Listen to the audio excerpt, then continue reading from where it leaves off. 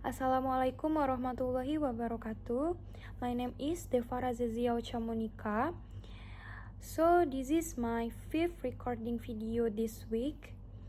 I still focusing on pronouncing words correctly while still looking at the text. So, for the past 20 years, I've been helping Malaysian and other Southeast Asians to speak better English. And through training thousands of Swedish Asians, I've discovered a very surprising truth. I've discovered that how well somebody communicates in English actually has very little to do with their English level. It has a lot to do with their attitude towards English. There are people out there who have a very low level of English, and they can communicate very well. One of them that I remember was a student, a participant of mine named Faiza. He was a factory supervisor, English level very low, but this guy could just sit and listen to anybody very calmly, clearly, and then he could respond, absolutely express his thoughts beautifully at a very low level of English. So, today I want to share with you what is so different about people like Faiza. How do they do it? And second of all, why is this so important not only to you, but to your children, to your community, and to the future of Malaysia? And I started to notice the really strong similarities between my daughter's attitude or thinking towards playing the piano and a lot of Malaysian thinking or attitude toward English. First of all, I should tell you my daughter absolutely hated piano, hated the lesson, hated practicing. This is my daughter practicing piano, okay? This is as good as it got. This is the real thing, and she dreaded going to piano lessons because to my daughter, going to piano lessons, she was filled with this sort of dread. Because it was all about not screwing up, right? Because like a lot of piano students, but my daughter and her teacher, her success in piano was measured by how few mistakes she made. At the same time, I noticed that a lot of Malaysians went into English conversation with the same sort of feeling of dread. This sort of feeling that they were going to be judged by how many mistakes they were going to make and whether or not they were going to screw up. Now, the second similarity that I noticed was to do with self-image. My daughter, she knew what a good piano sound like, right? Because we've all heard good piano, and she knew what her level was, and she knew how long she'd have to play to play like that.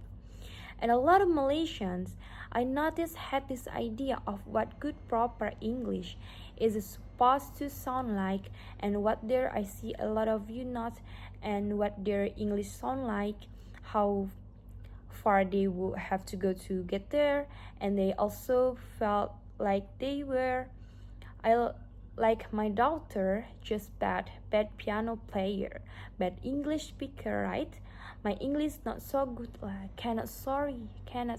So I could see these similarities, but I still couldn't figure out. Okay, what is it about these people like Faisal that are so different? They can just do it smoothly, calmly, with confidence. One day, I discovered the answer, and I discovered quiet by change.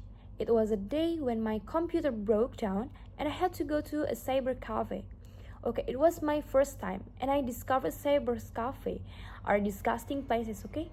They're really gross. They are smelly, and they're filled with boys, and they're all playing noise-filling games. They're just disgusting places. But I had to go there. So I sat down and I started noticing this guy beside me, and I became very interested in this guy next to me. Now, this guy is playing this game that is basically, it's like shooting people until they die. And that's it. That's the game, right?